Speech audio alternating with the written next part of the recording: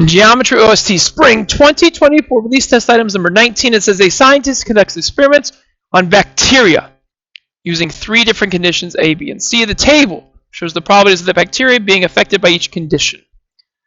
Complete the statements to explain which 2 conditions are independent. Okay, so let's talk about what this word independent means, right?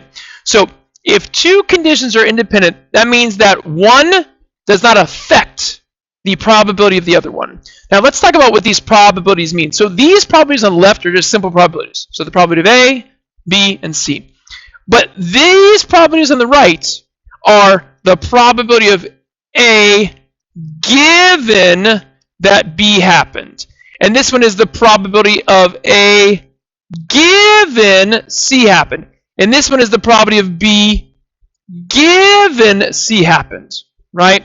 To determine if 2 events are independent, we need to show that the probability of B is going to be equal to the probability of B given that A happened. What this is saying is that your probability of B doesn't matter if A happened or not, because in the first one on the left, we don't know if A had happened. In the one on the right, we know that A happened, but if B is the same thing, then it doesn't matter that A happens. Okay? So let's take a look at what they say. 2 conditions that are independent of each other are, okay, so we need to find the 2. And we need to figure out why.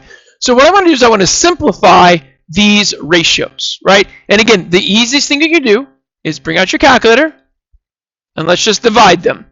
So again, I'm going to get simplified. You can do fractions or decimals, it doesn't matter. So I'm going to do 50 divided by 100. So that's 0.5.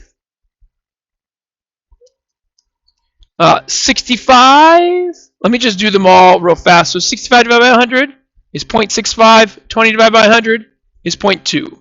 So right now on the left-hand side, I have 0.65 and 0.2. So now on the right-hand side, I'll change colors. Let's do the right-hand side ones. So let's do 15 divided by 65.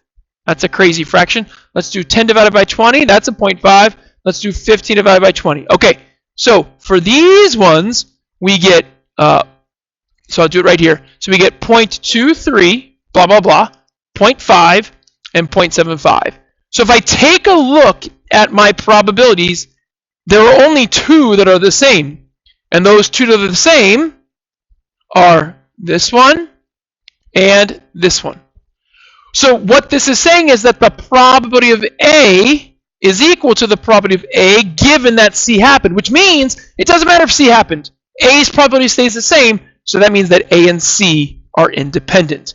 A and C are independent. The scientists conclude this because the probability of A is equal to the probability of A given C.